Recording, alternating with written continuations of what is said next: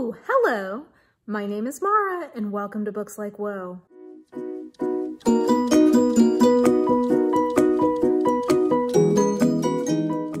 Okay, Q1 of 2020 has come to an end, even though it felt like approximately a billion years long. And even though I basically read nothing in the back half of March, I still ended up with 6 books that I gave a 4.5 or a 5-star to. And I actually had several 4-star books that very easily could have, like, they were on the cusp of a 4.5. So for me, that is fantastic. If I extrapolated that out, that would mean I would have 24 books in 2020 that I considered either a favorite of the year or an all-time favorite. So for me, that's really, really good. So every quarter I come in and check in and say, like, here are my favorite things that I've read in the last few months. For me, it's a nice way to sort of like pause and reflect on how my reading's been going. It makes my end of the year list easier to come up with. And for books that I really, really love, I do just also want to take the time to kind of circle back with you guys and let you know, like, hey, I really genuinely love this book, or like really recommend it. So I've got 6 books, 4 4.5 stars and 2 5 stars. So let's dive in. Okay, 4.5 stars. Network Effect by Martha Wells. Who's surprised? Anyone? Bueller?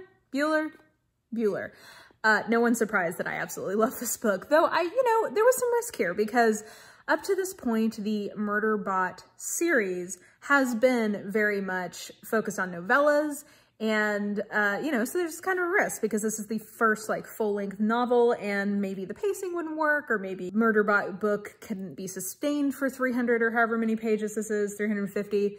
There was some risk here, but the risk did not materialize because this is fantastic. This is my 2nd favorite book in the series behind the first book, which is All Systems Red. And frankly, I just can't really see a situation where that one is improved upon. So high praise indeed. Basically, I think this is the 2nd best thing in that series.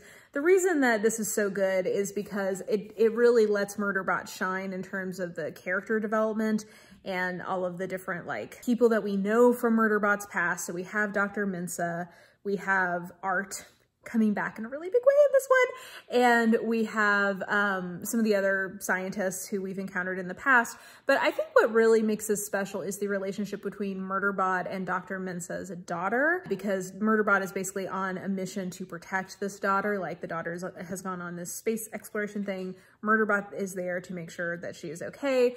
Shit hits the fan, so Murderbot has to step in. But seeing Murderbot deal with an angsty teenager is just fantastic. It is so funny. This book made me laugh out loud a lot. It was just so good. It totally lived up to my expectations. This comes out in May. For those of you who are excited about it, I really don't think you're going to be disappointed. I think you're going to have a really good time with this one. So huge thanks to Tor for letting me read this early, because I just loved it and it was such a highlight in the storm of WTF that was March. Next, let's talk about one that I actually don't have in physical form. I have it as an ebook, and that is A Demon from the Dark by Kresley Cole. This is a paranormal romance, speculative romance, and it was a part of my whole like readathon of all of the remaining books in the Immortals After Dark series, which is the series that it's in. And it's a series that I have like critiques of. It's a series for me that has highs and lows, but this is Demon from the Dark was definitely one of the high points of the whole series for me. I think I ended up saying that it was the 3rd best one in the series. And the reason I liked it so much is that I thought that it was just doing super interesting things with gender dynamics and power dynamics, which is something that I really enjoy speculative romance for, because there's a lot of tropes that work for me in paranormal or speculative romance that do not work for me in a contemporary and really don't work for me in a historical, because since the female characters often have their own supernatural powers, or they are in like a more sci-fi kind of context, like they have technology that really like levels the playing field, or they are living in societies that have much more egalitarian kind of like dynamics intrinsically set up. I just have so much more room for there to be like alpha-ness explored. And I think this book does really interesting things with the idea of a male lead who is incredibly physically dominating. Like, he's one of the top 2 or 3 in the whole series, just in terms of like his physical abilities, because he is half demon and half vampire, which they didn't even really think could like be a thing. And he's incredibly physically strong, but he has been so emotionally abused that he has a lot of vulnerability to him. And so there's that piece of it. And then the female lead is a witch, and so she is very powerful in terms of her own like magical abilities, but physically she's very weak, but she has a lot more of the emotional strength. So I just thought that the interplay of that was really effective in this book. Sometimes in these Kresley Cole books, it doesn't end up working out for me, but this was a situation where I really felt like everything that happened was balanced. And so I still got like some angst from the situation, which was fun, but it wasn't so over the top, and it was satisfying in terms of the conclusion of the angst. So yeah, I just felt like it was super successful book. Really, really enjoyed one of my favorites in that series. Okay, next, why don't we go with this? I've got 2 more 4.5. So The Light Brigade by Kameron Hurley. So this was a part of a challenge that I'm doing this year that I call Operation Sci-Fi. I think I've decided that I'm going to break that vlog up into a few chunks because otherwise it would be interminably long. So I actually think you may be seeing the first third of this challenge vlog coming pretty soon. But basically this was a book that I had to read as a part of that challenge. And it's a book that I don't know that I would have picked up without being compelled to from the challenge. And I'm really, really glad I did, obviously, because I gave it a 4.5 star. You know, part of why I'm doing that challenge is because I'm trying to get better about understanding my own taste in sci-fi books, like what I do and don't like. And one thing that I am discovering is that I don't really love a time travel trope. But apparently, like, I'm glad I didn't know that prior to picking this up, because this is really the only of the time travel-y kind of books I've read that I've just really connected with and really loved. I just thought this was fantastic. I think that it does the thing that I really love in some books where it is playing with your own sense of disorientation. And that's something that's really hard for authors, I think, to pull off effectively. In the wrong hands, it just feels messy and you constantly are just frustrated because you don't know what's going on and you feel like you should know what's going on. But in the right hands, like this book, like The Rook by Daniel O'Malley, like The Library at Mount Char by Scott Hawken, it's the feeling of, I don't totally understand what's going on, but I'm not supposed to, and the author is in control of this, so I can go along for the ride. This book very much has that. It's a mystery plot, like it's basically kind of a mystery thriller book in the context of a space war type trope and time travel elements. So there's a lot of things happening in terms of genre here. I think that the main character's sort of like ethereal voice is really effective. It's just overall, this is like a really, really effective book. The ending I think was a little too pat, but I guess I could, if it hadn't felt that way, it may have felt like it came out of nowhere. So who knows, maybe that's just, I don't know. But I just really enjoyed this and would really recommend it. I know that it was somewhat popular last year. It came out last year, but I definitely think it's worth your time if it's something that sounds interesting to you. And then the last 4.5 star book I want to mention is Undercover Bromance by Lyssa K. Adams. I read this as an ARC and my physical copy finally came in. I'm trying to think about how to structure this, because I absolutely love this book. I think let me start with talking about some of the critiques that I have seen since this book came out, because I think that they're valid critiques and they're things that I would want people to know about going into the book.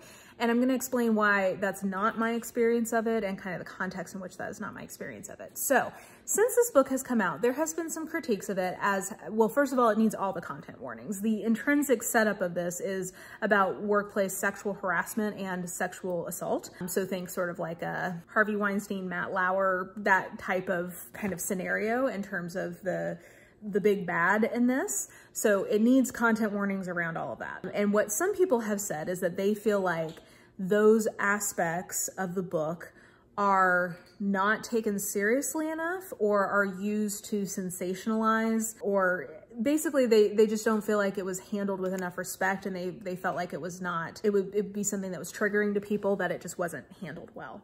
And I will say most of the time when people say that, they also say like, hey, I can tell Lyssa K. Adams really thought about this a lot, but just like, basically the critique is intrinsically, this is not good. Like intrinsically, this is a book that the project of it is not great. And part of why they are saying that is because the main female lead is she's not that likable. Like she is on a journey of understanding like how to be an ally in this book. So I want to say that I can completely see that point of view, and I'm not trying to invalidate anybody who does feel that way. I am somebody who has experienced sexual harassment at work, and I am a survivor of sexual violence. So I do feel like I have at least some personal experience in terms of relating to this book on those levels. And I will say I found this book incredibly empowering and not triggering, really. The reason for that is because I really liked that our main female lead kind of comes to this scenario because she discovers this is happening in her workplace with her boss, and she's basically fired for taking a stand against it. This happens at the very beginning of the book, so I don't feel like that's a spoiler. But really, her journey is, she starts off with like such conviction about like the right way to handle these kinds of situations. Like she feels like she really knows what the right thing to do here is. And she's not listening to the women who've actually been hurt. And what this book is about on her as like her own personal development is her learning to listen to those women and to hear what they need and what they want. And I just feel like that's a journey that we don't often see female characters given in these kinds of scenarios. Like it's very often given to men. And the hero does also have that journey, somewhat with the victims, though he actually in a lot of ways is better at listening to these women who've had these experiences. What he's not good at is listening to the heroine. And he has all these preconceptions about what it means to be in a romantic relationship with her and to be a good romantic partner to her that are based on what he thinks she wants and not actually listening to her what she really wants. So for me, thematically, character development wise, those things just really worked for me in this book. And so I found that really empowering, this idea of like, we all have to learn how to listen to people and we all have to learn how to be supportive to people. And if you go in with a preconception about what that means, you end up hurting the people you're trying to help or hurting the people that you're trying to be connected with. So I just thought that for me, that really, really worked. This book is also really, it's a dark subject matter. I mean, you can tell I'm talking about this pretty seriously. It's dark subject matter, but I also feel like it is handled respectfully and still manages to have light touch, a lot of comedy to break things up in a way that to me did not feel tonally mismatched. I think for other people that was not working for them. For me, I felt like it was a really nice integration of really funny moments, really great character moments, fun scenarios, with like a serious message and a serious kind of plot behind it. And I feel like Lyssa Kay Adams, and again, even people who think that just intrinsically this project was sort of doomed to fail, I think that there's no disputing that it's very clear Lyssa Kay Adams really was very thoughtful about this, even if people don't like where her thoughts took her, or just think that it can't be pulled off. It's very clear she thought a lot about this. This is a very meta book because, you know, the whole point of this series is that it's a group of dude bros who are in a romance book club together, and whatever book they are reading for the book club in that month is a parallel to the book you're reading in terms of its genre and what is going on, which is, it's very clever, it's very meta, and that piece really worked for me. And I think because it had that meta quality, it allowed the author to directly comment on some of the things that could be problematic or some of the kind of character beats or tropes that were getting played out. So all that to say, I really love this book. Having seen some of the discourse, I did just want to take the time to address some of those criticisms and say, like, I think that that's valid and I think that that's a good thing for people to know going into this book. For me, that wasn't my experience. I still love this and I still really recommend it, but I wanted to take the time to kind of have a fuller discussion about it. And then we reach my 5-star picks. So I have 2 that I want to talk about. Well, just two, period, and 2 that I'm going to talk about. So the first one, let's start with A Princess in Theory by Alyssa Cole. You guys, this book is just, it's a delight. It's just a delight. The setup is so fun. It's basically an idea of, you know, how you get those like spammy emails from like a Nigerian prince who like needs your contact info or your like banking details or whatever to like give you like an inheritance or something like that. Those kinds of scams. The premise is, what if that was true? Like, what if there was an actual African prince who was trying to get in contact with you because you were his betrothed and you like, your parents took you and fled as a kid? So it's just such a fun premise for a book. And I talked about this in my February wrap up. What I love is that just that premise, it's just fun enough that she kind of could have just rested on that and let the rest of the book play out pretty perfunctorily. But she didn't do that. I feel like she really explored explored that premise very thoroughly and really thought about like what the implications of it were. I think she let it drive a lot of really interesting scenes that I haven't really seen in a romance before. I felt like pacing wise, this book was fantastic. Every single scene moved the plot along. There wasn't any repetition. I do think the end was a little rushed. I think I said in my review that I thought maybe there was like a certain page count they were going for and like she was hitting it, so she had to wrap things up really quickly. So I wish that had been a little more fleshed out. But aside from that, Letty as our main character is one of my favorite romance heroines ever. She is such a great blend of like smart and strong, but still has like real vulnerability she's working through. I love the character work. I thought the romance was really swoony. There's some really like steamy scenes that I think were done well. There's like a little bit of a mystery plot in it. It's just so much fun. I just loved it. And it's definitely a book I would now put on my list of like, if you've never tried a romance before, I think this is a great point of entry, because even if you don't end up liking it, I think it's a really good example of what contemporary romance does. Like, I think it's sort of like a platonic, like one of the platonic ideals of like, this is a really good version of what these books do. So if you don't like it, like fair enough, but you've at least gotten like a really good taste of what the genre does. So I just loved it, recommend it. Actually, I have a Prince on Paper on my way to me right now from the Rip Bodice, so I'm very excited to dive into that. And yeah, just highly recommend.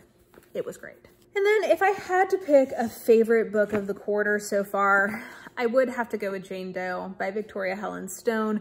This is, I guess, a thriller. That's probably the best genre to assign to it, but it's sort of just a general fiction character study with like a thriller plot engine. Jane Doe is a sociopath and experiences her sociopathy sort of almost in the same way that we would talk about like neurodiversity. So she doesn't like moralize it. I guess she can't, like, that's just not kind of her deal anyway, but like she doesn't really moralize about it. It's more that she sees it as sort of like a way she is different from other people and she uses it to her own advantage. Like she is able to just like have no shame. She's really good at like manipulating people and getting them to do what she wants them to do. And basically this is a revenge plot against somebody who is wronged, basically the only person she has ever like been able to love. And she just is like, I am destroying you. And so that is what she spends the whole book doing. I think it's just like a fascinating, like the character study. That's really what it is. She's such, I've seen some people who read this upon my recommendation and said, oh, that wasn't quite for me. And I've seen other people like, oh my God, I absolutely love this. So I think that this is not, I think, a book for everyone. For me, I found this to be an incredibly satisfying kind of revenge plot that I could never do, but really enjoyed watching someone else do. And I just loved the voice, like the voice of this character really stuck with me. Kind of in the same way, like this is Jane, oops, sorry, that was my cat. Can you see my cat just figured out how to get on my counter? Oh, okay, well, that bell has been rung. We're gonna be living in that world now. Okay, anyway, sorry. So similarly to how like Murderbot is so iconic to me, Jane Doe is just like an iconic character that I absolutely love. So really stuck with me, really love this. And yeah, probably my favorite book of the year so far, if I had to pick. Oh, guys, now I'm gonna spend some time kitty-proofing my counters and my shelves. Because the thing is, I'll just move you guys so you can see. You can see them on the, next to the sink there. You see how all of my shelves are open?